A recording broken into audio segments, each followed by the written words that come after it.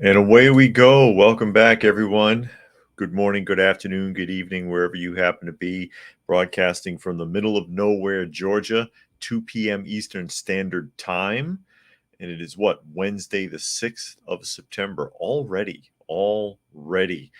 And of course, if you are listening and not watching, this is Coffee Talk, and we are at Coffee Talk Live on YouTube and also simultaneously broadcasting on Prepper University on YouTube.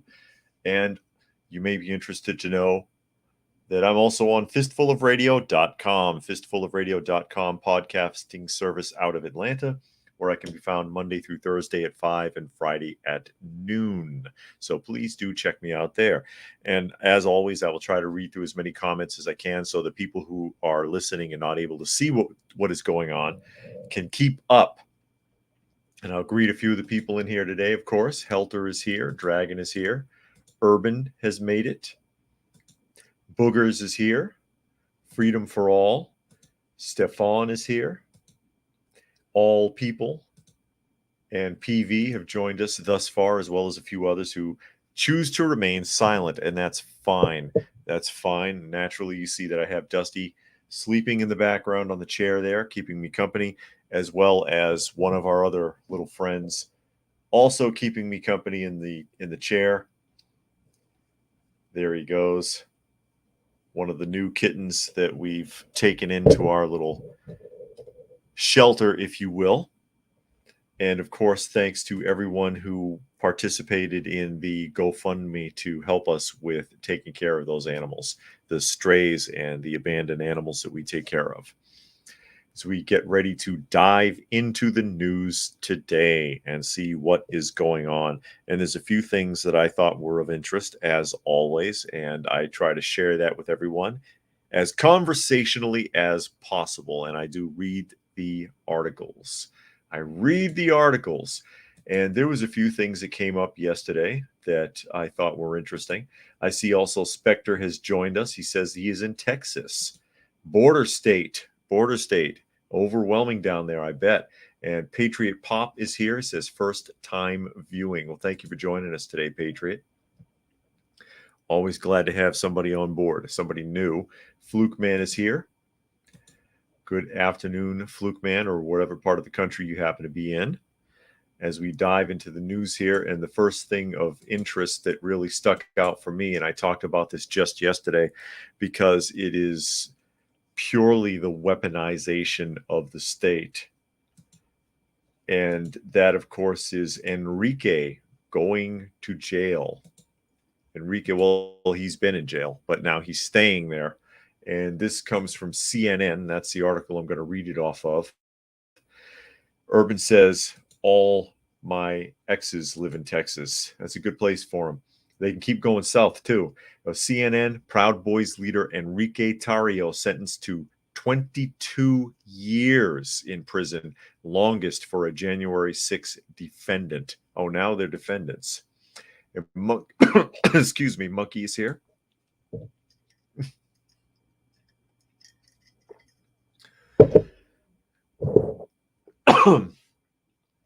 Cup caught me off guard there for a second. But the Proud Boys leader, we talked about this just yesterday. He has been sentenced and given the longest sentence of everyone.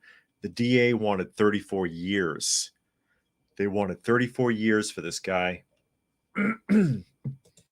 for protesting at the Capitol. Yeah, and Spectre says he wasn't even there. That is correct. Well, apparently he incited it. But yeah, that is the point. I remember reading that, especially yesterday. He was not even present on January 6th, and they still ran him in. There he is. And it says let me get rid of that ad. Former Proud Boys chairman Enrique Tario was sentenced Tuesday to 22 years in prison for seditious conspiracy and leading a failed plot to prevent the transfer of power from Donald Trump to Joe Biden, which they would not have been able to do that anyways. I don't know what makes anyone think that was the point. The sentence from District Judge Timothy Kelly is the longest given to anyone in relation to the January 6th U.S. Capitol attack. That's the strongest language I've seen for that in a few months. Ever since, again, we've talked about this before. I'll highlight that right there, or I'll try to. Ever since Tucker Carlson got a hold of that video footage, they stopped calling it an insurrection, and they call it a riot. They call it an attack. Oh, they have called it an attack, but mostly they call it a riot now. But capital attack. It was not attacked. I beg to differ. Tario, dressed in an orange jumpsuit and orange slip-on sneakers, leaned against a lectern at the front of the crowded courtroom and hung his head as the judge handed down his lengthy sentence. 3 other members of Proud Boys leadership were also found guilty of seditious conspiracy and sentenced last week. Quote, it is kind of hard to put into words how important the peaceful transfer of power is, Kelly said. Our country was founded as an experiment in self-government by the people, but we cannot long endure it the way we elect our leaders is threatened with force and violence. Isn't that kind of how we got this country in the first place? Is by strong protest? Mr. Tario was the ultimate leader, the ultimate person who organized, who was motivated by revolutionary zeal, Kelly said at the end of the 3-hour hearing, added that he was showing no remorse. What happened that day did not honor the founders. It was the kind of thing they wrote the Constitution to prevent. That I do not agree with. I really have to stop right there and protest what he said. I'm going to read it again. Quote, what happened that day did not honor the founders. It was the kind of thing they wrote the Constitution to prevent. No, what happened that day is exactly what the founders did, and they wrote the Constitution in case it ever needed to happen again. Unbelievable. Urban says, I'm guessing Tario's lawyers will appeal. I'm sure they will. Another thing that's interesting about this is that a lot of these guys are veterans and they lose their veteran status, which means they can no longer get money from the VA for themselves or for their families or any benefits at all, because they're technically felons now, and the VA will take away all of your VA benefits if you become a felon, and that's something to consider. Also, many of these guys are not taking it quite so hard because they're under the impression that they're going to sit in jail for a short time and then Trump is going to become president and exonerate them, which would be nice, but there's no guarantees. There's no guarantee that's going to happen. But these people are absolutely political prisoners. They're being given insane, lengthy prison sentences to send a clear message to the American people. Do not try to cross the government. Don't try to push against us, or we will bury you. That's what this is saying to me. Flukeman says, have you heard about Yale University has vaccinated lab mouses without injections, done it by releasing it into the atmosphere? No, I did not hear that. And Helter says he got the longest sentence and it was all based on his organizing and inciting the crowd, possibly a foreshadowing of a prison sentence if Trump is found guilty. D'Lo is here. He says, good morning. Spectre says all it was before the manipulation was just a bunch of upset people, and it's that and enough. That's true enough. You know, disorderly conduct, unlawful entry. I mean, there's a few like small time things they could throw on that realistically, but they went all the way with it. Bingo is here. Thanks for joining us. Dragon says, from a constitutional republic to a banana republic, this is a deplorable perversion of justice. It's the weaponization of justice. Urban says, about a year ago, I stopped donating to Wikipedia when I read the utter lies that are part of their pages on the PBs. Well, you know, the thing with Wikipedia, though, is that anybody can add input. So it can change and flux all the time, and you've got to be really careful about what's on there. Some stuff is accurate, some stuff is way up in the air, especially if it's any kind of a political figure. Bob says, greetings from Birmingham, United Kingdom. Our city council has gone bust. Oh no, they trying to turn you into a 15-minute city out there? Monkey says, this is what happens when public schools can't teach the whole Constitution correctly. The Constitution encourages people to stop the government if they get too tyrannical. Yeah, but of course there's no more civics. They took civics away after all the protests in Vietnam for all the good those did. And we talked about that plenty of times. The whole world is watching mantra and what that meant. What that meant. And Flukeman says, Birmingham, your cancel has declared itself bankrupt. Had declared itself bankrupt. But yeah, they took away the civics because they didn't want people to protest anymore, and they replaced it with social studies. And look where that got us. Look at the whole social studies has left us in as far as children being morally bankrupt and confused, and the generational curses that have wrapped up out of those. It's absolutely disgusting. But yeah, this is the sentence that has been thrown down for Tario. Unfortunately, 22-year sentence is the longest for any January 6th defendant. The Justice Department had sought 33 years in prison for Tario. I thought it was 34, but close enough. And all these people are getting insane prison sentences, like 15, 17, 18 years. They have some names listed down here of some other people that went down for seriously long stretches in prison. And it really just doesn't fit. It doesn't fit. It doesn't make sense that they, like I said, especially now that we've actually seen the film footage from that day that was held back from us from before, courtesy Tucker Carlson, which he no longer has his job. But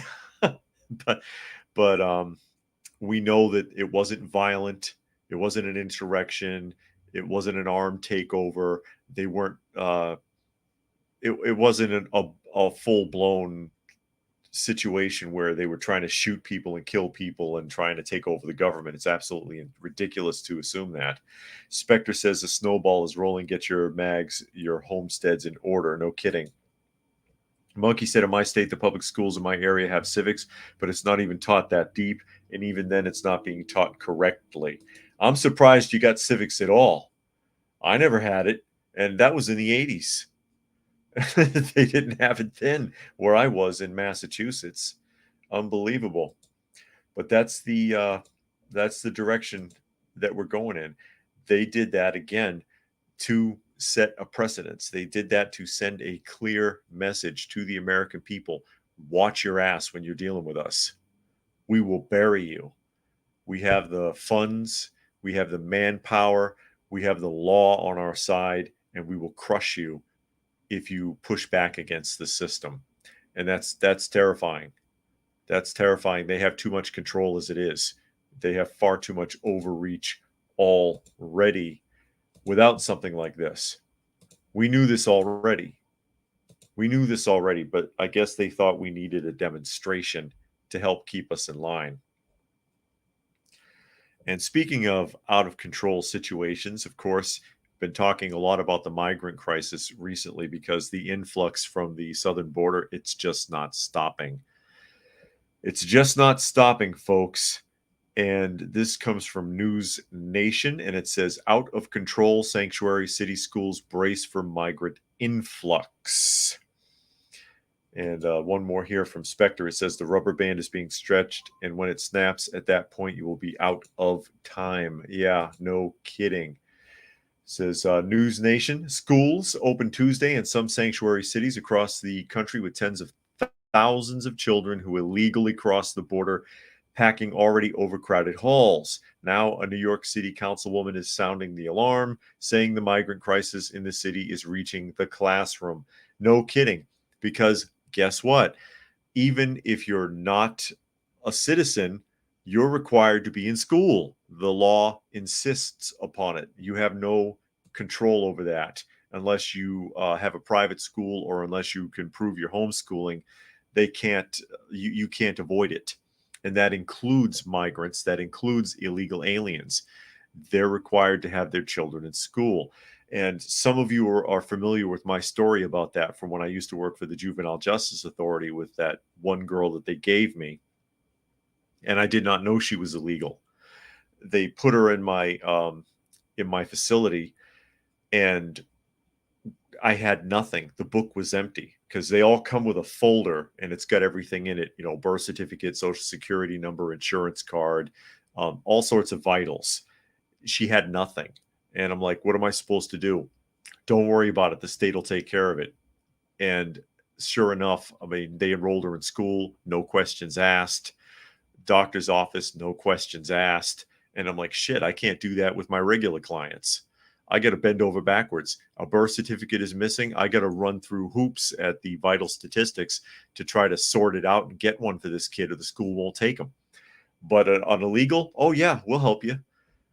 So yeah, I can imagine as we get back into this article, picking up Vicky Palladino, a Republican councilwoman for Northeast Queens, says in an area she represents, there are about 500 kids waiting to get back into public schools. She says it's totally out of control. In my borough alone, the borough of Queens, we have approximately 500 kids in my borough down in an area called Jamaica, where they're waiting around the corner 500 a day to get into our public schools, Palladino said. Our balance host, Leland Vitteret. In New York City, officials are struggling to place around 19,000 migrant children. Think about that. Just New York City, 19,000 migrant children they're trying to integrate into their public school system. Palladino said the school system is not ready for the influx of students, citing language barriers and teacher shortages as the primary reasons. Well, you fired half of them because they wouldn't take the jab. We are not prepared, Palladino said. It's not just Spanish, the one language we're talking about, 11 different languages right now, which our teachers are not prepared for. The chancellor also stated that we don't have enough teachers. Again, you fired half of them, and they did, and you're having a hard time getting anybody to come back. We understand that every child has a right to an education. No, the law says they do. And this belief is at the core of the values of New Yorkers and Americans, Banks said, later adding, we started welcoming these students in last year. And when you see the way the teachers, the guidance counselors, the social workers, and the parents of the schools, it has really been an open arms situation. Do they really have a choice? If you force those kids to go in there, then guess what? You don't have a choice. They have to cope with it or leave the job, right? What are you going to do? Catching up some of the comments, Urban says, unfortunately, when the backlash happens, it will be directed at those folks who are least deserving of it. Yeah, I agree. Keith is here. He says, hey, Dave, on vacation in somewhere, Cebu. Hope the wife and kiddies are well. Yes, they're doing very well, and thank you. Spectre says, one can't afford land. Talk to your family or friends to all going on some land. I think that's a little broken up there, Spectre. Dragon says U.S. students will have to take a back seat to the immigrant students who don't know English. Teachers will have to focus on the kids who don't speak English. Los Angeles already went through this. Yeah, that is absolutely correct. Another big issue there, and this is where they're not going to be expecting this. This is going to come way out of left field, is the fact that you've got an influx. He said 11 different languages, 19,000 students that are not going to appreciate your social political curriculum. Okay. And let me just stop here for a second to say thank you to Keith D. Surface, made a $50 donation to the channel. And he says it's for more 9 lives. Absolutely. I appreciate it. And speaking of which, this is what you're helping out with. Thank you very much, Keith. It means a lot. And I'm sure you realize I've got 4 more now, 3 kittens and a mama, a very feisty mama who doesn't like other cats at all, including the kittens. She's really awful with them. But these guys are sweethearts. You see Dusty sitting in the chair behind me. Means a lot, Keith. I really appreciate it as we have our cat shelter going, and the occasional dog, but that's kind of difficult with so many cats. We try our best. Very much appreciated again. But back to the story and back to the point. You've got all of these kids that are coming from a complete different culture, and a culture of, if they're coming from South America, Catholicism mixed with some paganism, which Catholicism is already kind of pagan, but that's another story. But they do some weird stuff that they mix in with their South American rituals. But you've got staunch Catholics coming from South America all over. And then you have people sneaking into South America, Ecuador, Venezuela, whatever, and migrating up into the United States from African countries and from other places that are all staunch Muslims. I don't think the rainbow flag is going to work very well with these kids. You're going to have a lot of really pissed off families. Good luck with that. You deserve it. Monkey says, I bet you Khan Academy, a website where you can learn stuff from preschool to kindergarten to college, would probably help out these kids in Queens better than the public education system. Anything, if anyone takes it seriously, is better than our public educational system. It's a huge pet peeve of mine for a lot of reasons. I think everybody should at least try to homeschool at the very least, and private if they have to, and make sure that you evaluate that private school very closely. But public school, it's a washout and has been for decades. Spectre says, if one can't afford land, talk to your friends and family and all go in on some land. Sorry, my cat was jumping on my lap. No problem, Spectre. I understand what you're saying now. And yeah, I know what you're talking about as well. It's nice to have some place to go to. Anarchy says, hey, all, happy hump day. Is Wednesday hump day? I guess it is for a lot of people. But yeah, I mean, this is going to be a massive culture shock for those kids and for those families. You don't have devout South American Catholics and like staunchly Muslim families that snuck into South America to get here, putting their kids in public schools and having a male teacher with purple hair and stiletto heels on, wearing a rainbow flag like a cape. And I am not just drawing that out of a hat. I saw a teacher like this on a short talking about how proud he is to wear stilettos in the classroom every day so that any of the queer kids will feel more comfortable. Yeah, that's going to go over really well. As catch up some more comments. Rodney says 100% agree with the homeschooling option. This is even though I'm in New Zealand where the education isn't quite as corrupted. Yeah, that should always be your first option. And there's so many people that they don't do it because they're afraid, because they think they can't. And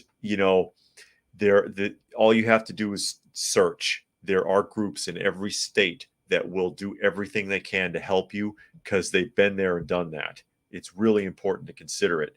The Jericho is here. He says, Americans' culture is so radical nowadays, it's no wonder most kids, including my own, even are stressed and confused about a lot of things. Indeed.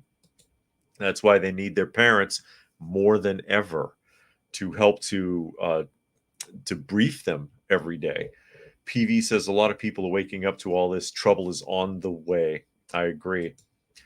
And Monkey says, speaking of public education, 100 public school districts in my state are suing the Ohio School Voucher Program, a program where you can choose which private school kid can go to. Yeah, and that's a good idea. They should have a voucher program, because if I don't like your public school system and you're taking tax money from me to generate that public school, then I should be able to get that money back and spend it wherever the hell I want as far as education is concerned. And that's the core of that concept. Like when we were in Illinois, our house, we were paying damn near $5,000 a year in just school taxes for the house. And we didn't even have a kid in school. That's insane. And their educational system is a complete washout. It's one of the worst in the country. And you're taking all that money, and that's always their solution. Well, we need more money. We're going to throw more money at it. Our teachers need more money. We need more equipment. No, you don't. You need to do it right. I mean, what the hell? Back to Jericho here. He says they even turn into natural born shut-ins, and we wonder why no kids play outside anymore. Yeah. Spectre says, I'm glad none of this insanity was going on when I went to school. Yeah, we thought it was bad then. Monkey says the voucher can pay for either party or either partially or fully. And Keith says he's agreeing with with Monkey saying his kid attends Bridgeway Academy online and they couldn't be happier. Excellent. And he says he grew up fighting my fighting my way, I guess, through public school and not putting my son through that hell. Yeah. Like I said, it wasn't nearly as bad as when I was a kid. And when I was a kid, it was already a wrap. Going to public school in the 70s and 80s. I've mentioned it many times. The entire experience is a complete blur for me. I barely remember anything except for the fights because I got nothing out of it. I got nothing beneficial out of it. Anything that was useful to me, I learned on my own, primarily because I actually liked reading and I spent a lot of time at the library. Monkey says, and the public schools are thinking the voucher program is sucking away the public school funding, which is BS. Well, technically it is, because that would be the money that would go to a student that should be in the public school or is assumed they would be, because they don't get paid if there's not a butt in the seat. Unless you are a homeschooled parent who registers with the public school for assistance, because they will offer you that. But if you take that, all they do is collect funding for your kid like they're in the classroom. So watch that. Plus, you're going to get really crappy help anyways. Urban says the teachers' unions are the linchpin. They are nearing the end of their usefulness cycle. They were at the end of their usefulness cycle about 3 decades ago. And again, you're not going to find the teacher who's going to be willing to stand up and say, no, we don't need more money. We need the freedom to do this correctly. The ones that are honest anyways. But nobody, if you ask them, would you be fine without more money, is going to say yes. So if the teachers union says we need more money for our teachers, the teachers will be like, yeah, woo, I want more money. And that's what most people would just do. So it's really easy from that perspective. But yeah, if you do homeschool, never take the assistance from the public school in your area, in your district. Do not do it. Keith wanted to know if I wrote some books. You don't want to know about that. It's junk. It's from like decades ago. Loyal says, I'm 54 and hated school. I saw the useless knowledge being pushed even as a kid, and I can't believe what it's become. Indoctrination breeding grounds. Yeah, like decades ago, I wrote something called the Unabridged Dictionary of Sarcastic Definition, and it's actually it is literally a dictionary with humorous definitions to traditional words, and a couple of poetry books I had published. Like I said, this is written like decades ago, and I haven't really bothered since. Spectre says it will take a full world collapse to be able to reset things back to what it should be. That's scary, but unfortunately very true. We were just talking about this last week, this next one here, because there was a guy that I had showcased, because you know how I am on the justice system. 34 years in prison, and he turned out to be innocent, and they had to release him. Here's another one for you, and this one comes from the New York Post. This guy spent damn near 50 years in prison, innocent. Rodney says, I was very lucky with my schooling, dedicated teachers focusing on actually teaching us useful skills. Then again, I started schools in the 1980s. Yeah. Still. And and I would assume you had a smaller school too, because remember, I went to inner city schools. New York Post says man cleared of Westchester rape 47 years after wrongful conviction, hugs judge at emotional hearing. 47 years. Look, he can't even walk. He's on a cane. Stuff like this just breaks my heart, and it happens all the time. Most of the people that are in jail, they're there for a reason, okay? Just being honest. But there's a lot of people that end up in there and they're innocent. They were wrongfully convicted.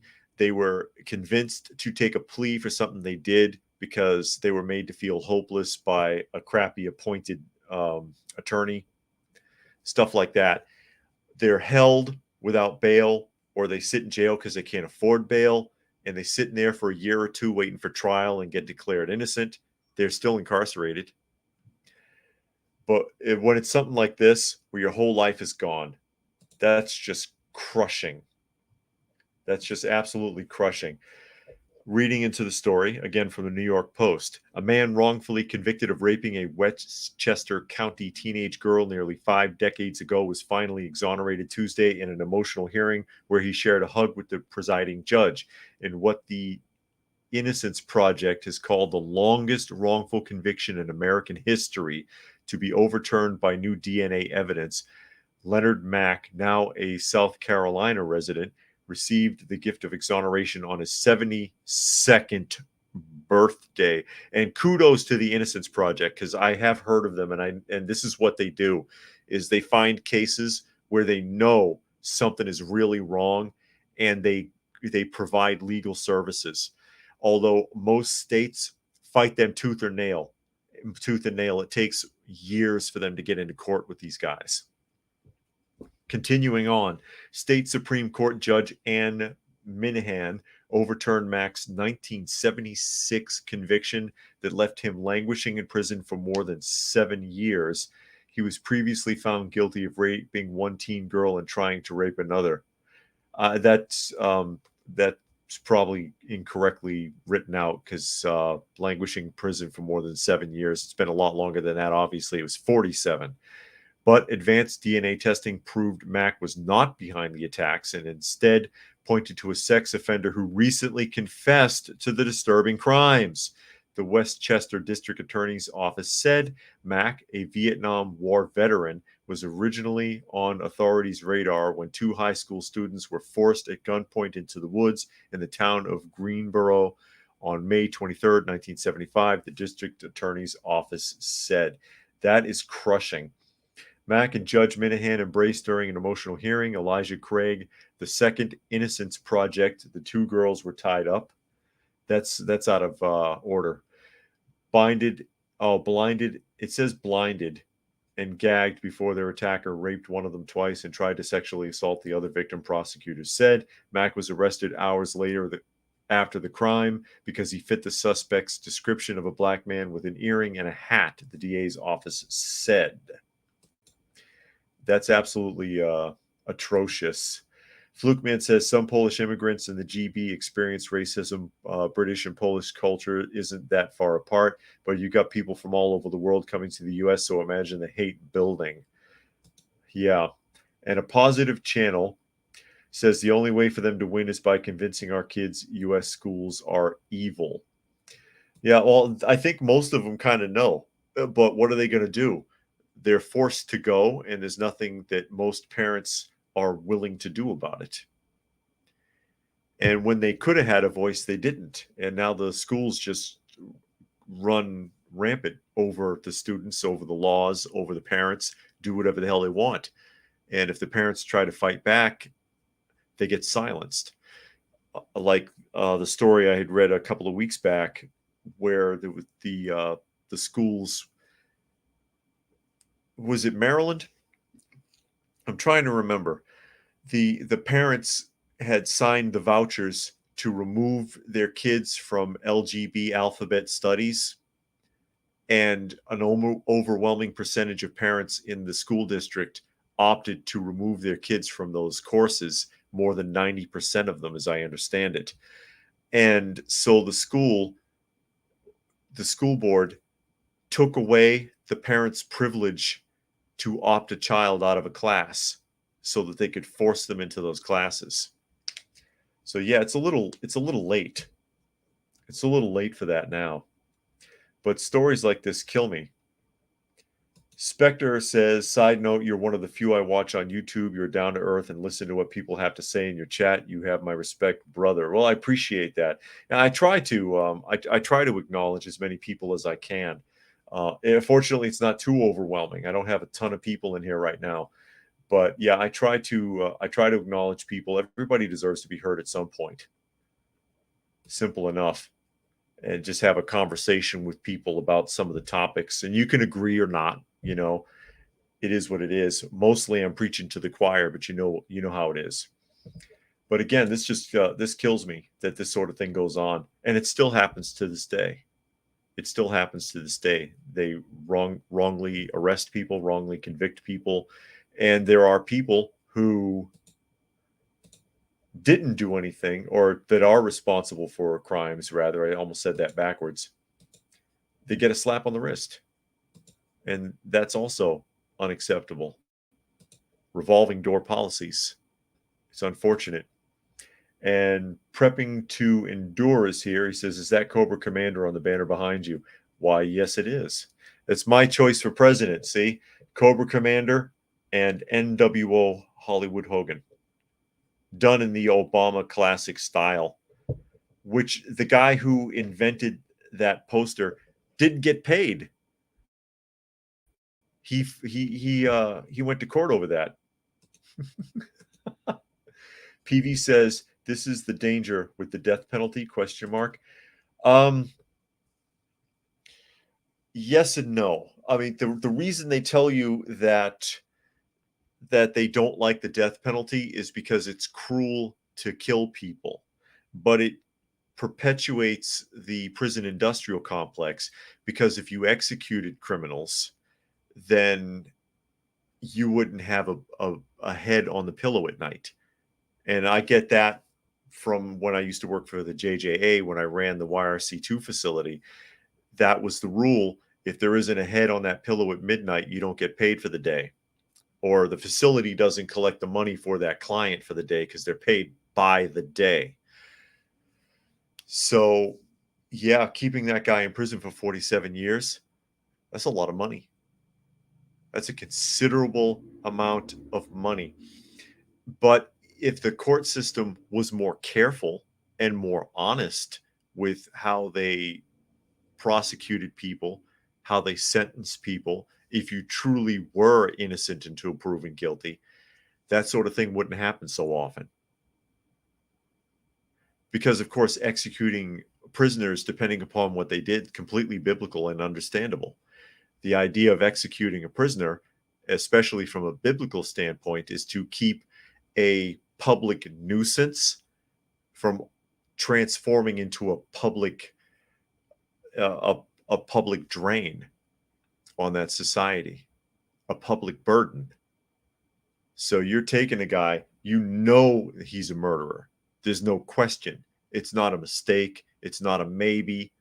It's not a railroaded semblance of justice like what happened to this guy. You know this guy is a murderer. You know this guy is a rapist. Okay? You're going to put him in prison for 50 years, and the taxpayers are going to keep suffering because they're paying for him instead of disposing of him. But like I said, you know, we've got a broken system. And in a broken system, you're never sure. Detectives, judges, DAs, they'll grind down somebody who is innocent, or they'll try to make an example out of somebody that maybe didn't do anything also all that bad after all. We got a jury system full of jurists who don't give a damn about anything, who have this, well, you know, he may not have done this, but if he's here, he's guilty of something attitude. I've been on jury duty too many times not to see that. Preparing to endure says awesome. I guess he's talking about the flags. Spectre says there's a big bias on the right and left sentencing. And DIY says, I think when justice is not served, everyone in the community should openly hire a hitman to carry out execution the way that the authority cannot arrest anyone. Were you like Better Call Saul, a little in the chow line? And Urban says, I would be more likely to support the death penalty if there was more trust in the legal system. I understand, but too often they just seem so corrupt, prosecutors, judges, media, and lackeys. Yeah, our media lackeys. And yeah, you're right, and that is the problem. I wouldn't have an issue with the death penalty at all for unforgivable crimes from a biblical standpoint, as there's a misconception in modern Christianese which is a modern perception or a modern interpretation from the Bible, that God views all crimes the same. There is a hierarchy. There are some that are unforgivable, for which you should be disposed of. rape and murder. And killing someone is not murder. It depends on why they were killed, obviously. But yeah, there is a hierarchy to it. It's in Leviticus. But modern Christian churches will tell you, oh, God views all sin the same. No, he doesn't. Go back and read the Old Testament. But as we move along here to the next subject, and this is something I want to see. Speaking of injustice, and this comes from, what is this? The New York Times. It says U.S. Supreme Court likely to determine Trump's 2024 eligibility soon, says ex-judge.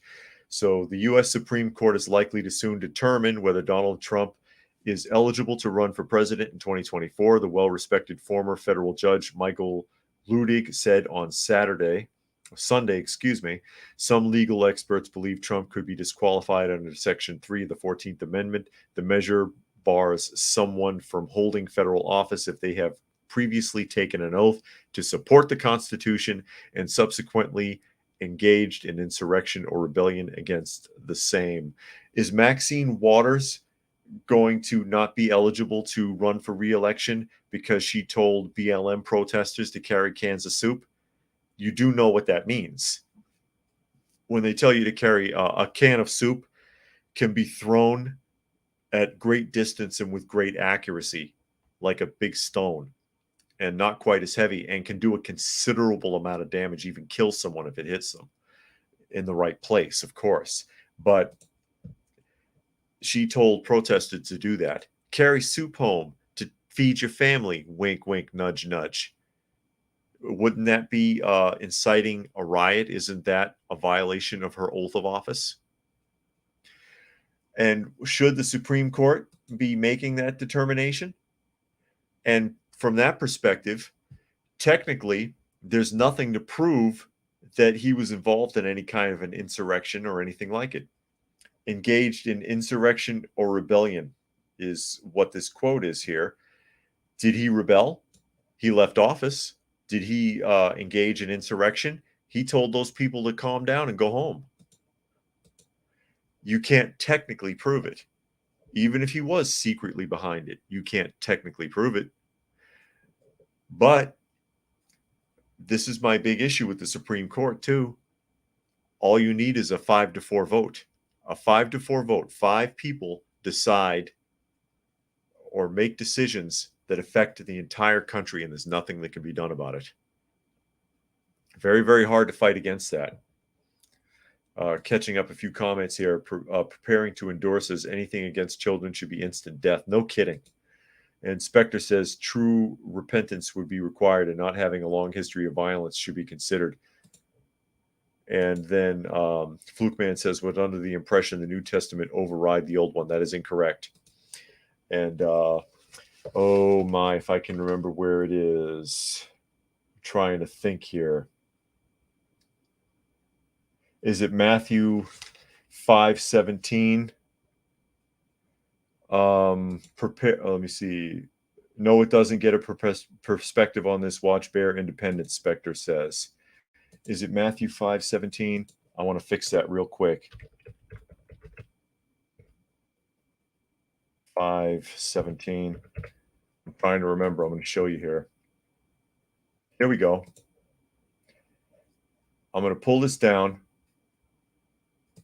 and I'm going to put this up, because this is also part of the problem with the modern Christian church. Matthew 5:17.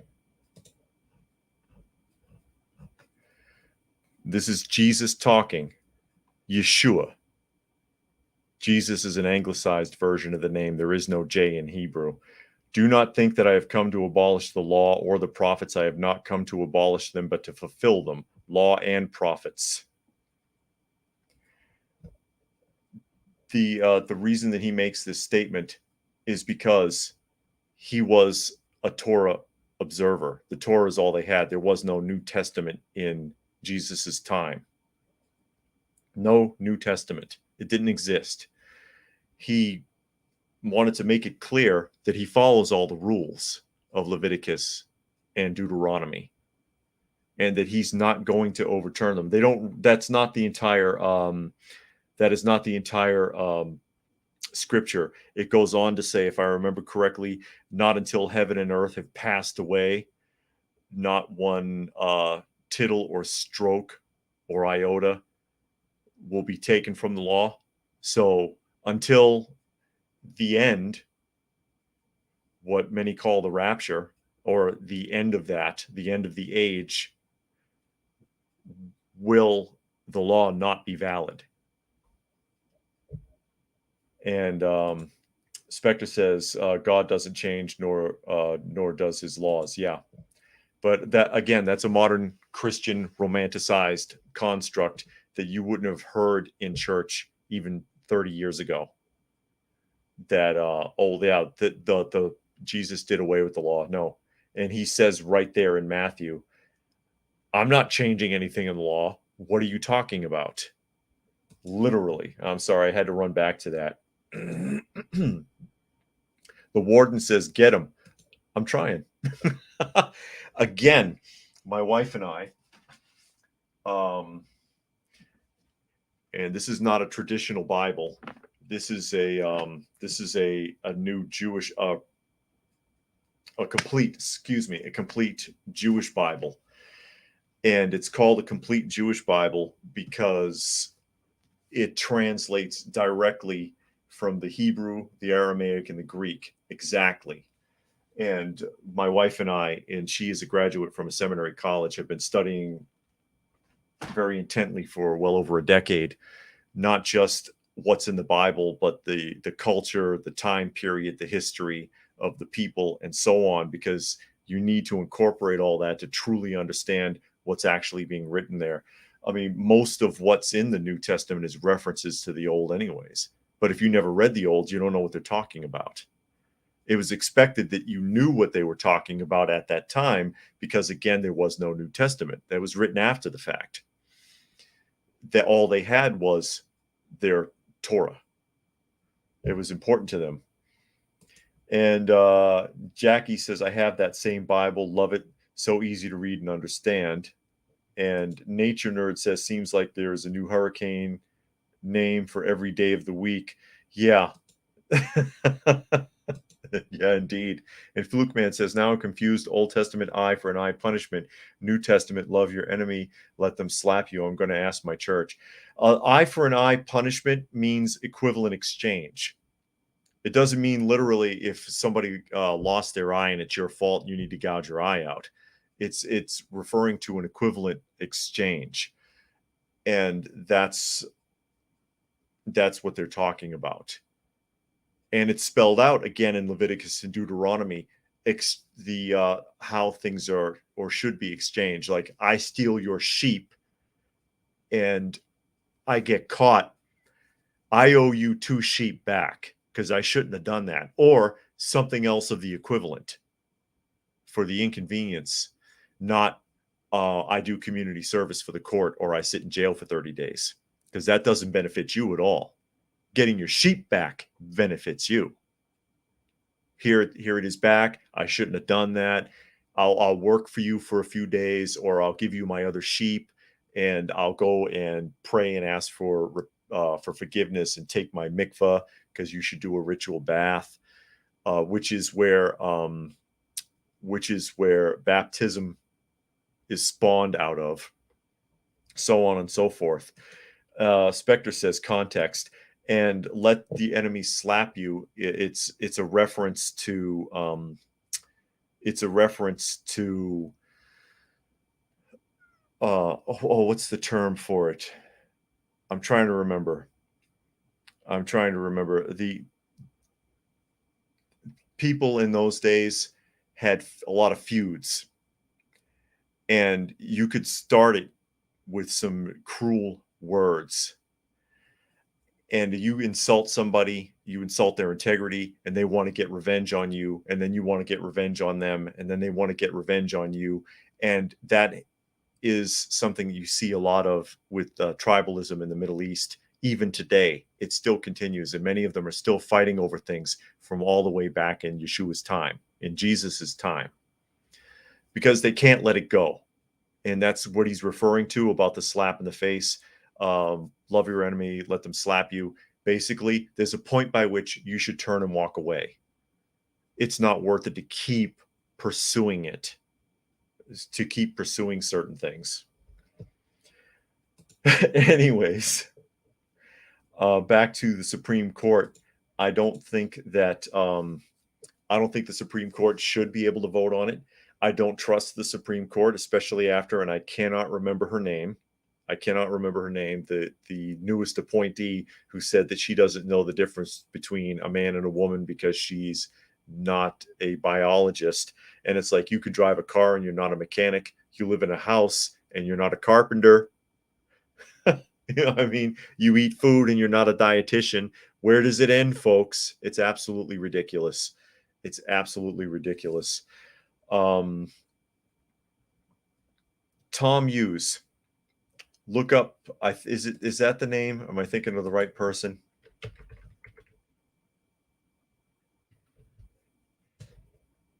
I'll have to look it up. There's a couple of people that are really good Bible teachers on YouTube that go really in depth. That'd be very interesting for you if you wanted to see it. And I'll try to remember who that is. I'm trying to think of his name because we call him Pastor Tom. Urban says, regarding the eye for an eye saying, I always found a pagan or mythology parallel with Odin sacrificed one of his eyes for a drink from the well of wisdom. Remember, Odin came later. But anyways, and that could be. But when she did that, or that Supreme Court nominee did that, she basically was telling me, I'm going to toe the line or I can be bought. And I don't trust that. I don't trust them to not want to do something political as opposed to what is actually legal and ethical. Nature Nerd says the Apocrypha has a lot of biblical history in it, and Protestant churches corruptly took that out of their Bibles while saying there's a better denomination than the Catholic and Orthodox Church, or saying they are a better denomination than the Catholic or Orthodox Church. I understand what you're saying. Spectre says, best to eat what you grow, and if you have to buy from a store, only things with very few ingredients, GMO, bioengineered products are in so many foods. That is correct. That is absolutely correct. If you are able to, you should grow your own food. Or at least experiment with it so that you have the skill. You can grow stuff in a bucket in your kitchen. Oh, and there is Moki. Thanks for joining us today, Moki, as we move along here. This comes from Fox News, and it says Biden ripped for leaving Medal of Honor ceremony early, and they call it, quote, abhorrent behavior. And that is the protocol, is that, and this is it right here. He just put the medal on him and walked away. No president has ever done that. He just wandered off. You see everybody looking. You're supposed to stay up there until they're done with the closing prayer. That's just the protocol, if I understand it correctly. And so continuing to the article, it says social media users erupted after a video appeared to show President Biden leaving a White House Medal of Honor ceremony early before the closing prayer. There you go. And for FYI, most of these articles, I don't read them before I get started so I can have an honest reaction. Users accused Biden of having bolted out of the room and disrespecting the U.S. military veteran receiving the nation's highest military honor. The incident took place Tuesday, just after Biden placed the medal on former U.S. Army Captain Larry Taylor. Taylor, 81, received the medal for heroic action during the Vietnam War in 1968. Wow, that's a stretch. You'd think they could have given it to him a little earlier. The then First Lieutenant Taylor flew his helicopter into harm's way to rescue 4 of his comrades who were surrounded by the enemy and facing certain death. Describing his actions during the ceremony, Biden said, "It was pitch black, no moon, no stars, no 4-leaf clovers. I'm sorry, I couldn't resist. Light beyond the glow of Lieutenant Taylor's cockpit control when he heard a whisper coming through his radio. We're surrounded. Lieutenant Taylor knew the risks, but he was ready. I wonder if that's how it happened at all, or if he just made it up like he does with everything else. But the point is, without his handlers,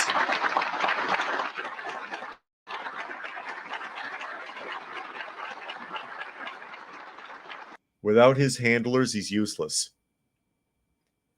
And he's done this before, putting the medal on someone and stayed for the correct protocol. What happened this time? Did he have to go to the bathroom? He needs somebody keeping an eye on him at all times. I don't know. Monkey says, wonder what will happen if the 14th will get used on Trump, how his supporters will react if that were to happen. Not just his supporters, but you have to understand Trump at this point, whether you like him or hate him, whether you think he was a good president or not, has become the poster boy for pissed off Americans. He's iconic now, more so than he ever has been. He's absolutely iconic. And that mugshot really put the nail in the coffin. And people can really see that the justice system is being weaponized against him. It's very obvious at this point. It shows the opposing party to be vindictive. They're doing it for revenge. They're doing it because they don't like him. They're doing it because they're afraid of him. Whatever the reason is, they're doing it for the wrong reasons. And people have learned that they can't trust it. They can't trust it. And the more they do to him, the worse it's going to get.